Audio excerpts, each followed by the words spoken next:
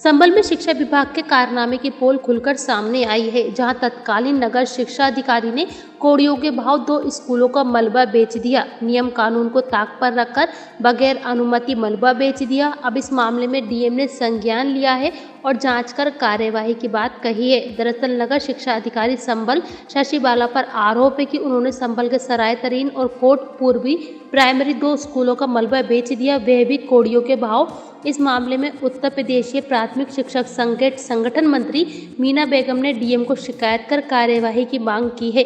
DM संभल संजीव रंजन ने मामले को संज्ञान में लेते हुए पूरे मामले की विस्तृत जांच कराकर कार्यवाही की बात कही है। अब देखना यह होगा कि इस मामले में तत्कालीन नगर शिक्षा अधिकारी शशि बाला के खिलाफ प्रशासन क्या कार्यवाही करता है। मीना बेगम क्या हैं आप? सहायक अध्यापक हूँ मैं प्राथमिक विद्यालय सिंहपुर सानी अच्छा, संभल। आपने डीएम साहब को एक शिकायती पत्र दिया है, क्या है पूरा मामला वो? सर मेरा पूरा मामला ये है कि मैं नगर क्षेत्र में शशि बाला मैडम जो खंड शिक्षा अधिकारी तत्कालीन में थी, उन्होंने हमारे संभल के 2 विद्यालयों को, यानी एक सराय तरीन में है भाले भान में और एक है मोहल्ला कोटपूर्वी में, इन्होंने 2 विद्यालयों को नियमों को ताक में रखते हुए बिल्कुल नियमों के विरुद्ध इन्होंने दोनों विद्यालयों का ध्वस्तीकरण करा दिया था, नीलामी कर दी थी, जिसका सारा पैसा जो था इन्होंने ये अपने पास रखा, जो कि सारी चीज़ें जो उन्होंने की हैं वो नियम के विरुद्ध थी।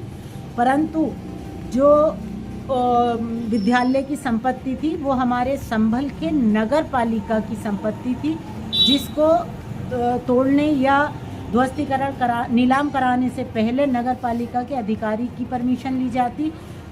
बिना नगर पालिका के अधिकारी की परमिशन लिए उन्होंने विद्यालयों का ध्वस्तीकरण एवं नीलामी करा दी, और जिसको का मामला संज्ञान में आने पर भी यानी जिलाधिकारी महोदय को शिकायत देने के बाद भी 30 तारीख से मैं बार बार उनको शिकायत जारी कर रही हूँ, शिकायत दे रही हूँ, परंतु मेरी ये समझ में नहीं आ रहा है कि इस पर क्यों संज्ञान नहीं लिया जा रहा है, जो कि हमारी सरकारी संपत्ति हैं और सरकारी उसमें बच्चे बैठते हैं। शिक्षा के मंदिर को उन्होंने बिना जिला अधिकारी या बिना जिला बेसिक शिक्षा अधिकारी की अनुमति लिए बिना, नगर पालिका की बिना अनुमति लिए बिना उन्होंने सारे विद्यालयों की संपत्ति को नीलाम कर दिया, जिसकी शिकायत बार बार मैं देखती हूँ कि सभासद जो है नगर सराय तरीन के वो भी बार बार उसकी शिकायत कर रहे हैं। परंतु जिलाधिकारी महोदय की तरफ से मैं इस बात पर आपके माध्यम से मैं ये कहना चाहती हूँ कि ऐसी क्या परेशानी है, ऐसी क्या परिस्थिति है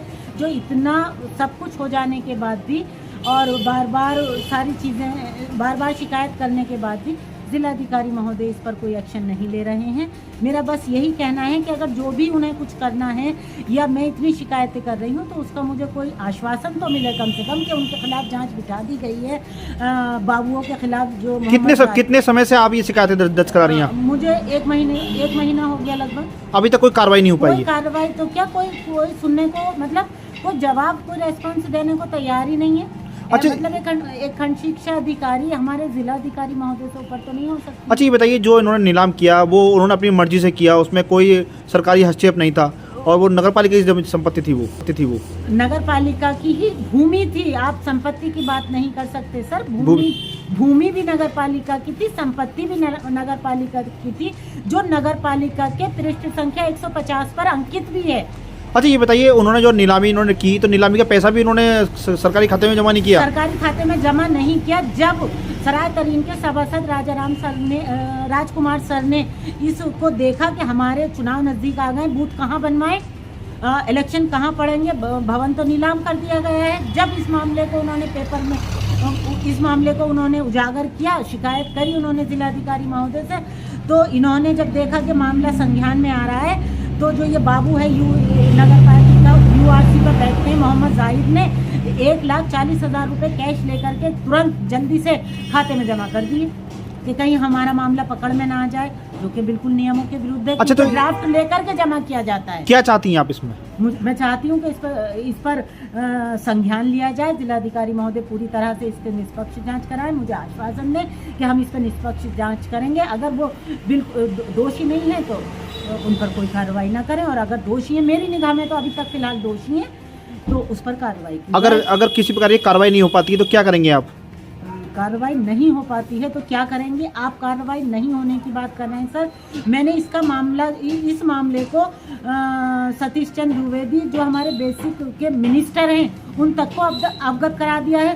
तो मान लीजिए चाहे अब वाले मुख्यमंत्री हों या आने वाले नए मार्च 2022 के मुख्यमंत्री हों, मैं उनको, जब ये लोग मेरे अधिकारी यहाँ का शासन हमारी बात नहीं सुनता है तो मैं आगे की सख्त कार्रवाई सख्त एक्शन मूड में आऊँगी। हो सकता है कि मैं धरने पे भी बैठूँ जब तक मुझे आश्वासन नहीं मिले। आप किसी संगठन से भी जुड़ी हुई हैं आप? हाँ, मैं संगठन से उत्तर प्रदेशी प्राथमिक शिक्षक संगठन में मेरा संगठन मंत्री का पद है जो मैं कार्य करने में सक्षम हूँ। ये देखा है कि जब हम लोगों की बात को नहीं सुना जा रहा है, इतना बार बार अवगत कराते हुए भी नहीं सुना जाता है तो आम नागरिक तो शायद हमारे देश में उसकी कोई सुनवाई नहीं होगी। ये प्रकरण मेरे संज्ञान में है और इसकी हम जांच कराएंगे। चुनाव की व्यवस्था के कारण से इसकी जांच संभव नहीं हो पाई थी। इसकी जांच कराने के बाद जो भी नियमपूर्वक कार्रवाई की जानी होगी वो कार्रवाई किया जाएगा। अच्छा, जिस तरह से उन्होंने आरोप लगाए थे, क्या ये आरोप जो उन्होंने बताए हैं कि ये जो तत्कालीन नगर शिक्षा अधिकारी थी उनके द्वारा ये किया गया है, तो क्या शिक्षा विभाग के संज्ञान में नहीं था मामला सर पूरा? क्या ये अब इस पर मुझे टिप्पणी करना थोड़ा सा कठिन लग रहा है क्योंकि अभी तक हमने इसके तह में गया नहीं है। तो अभी हम जांच कराने के बाद इस पर प्रॉपर कार्रवाई करेंगे, आपको भी बताया जाएगा।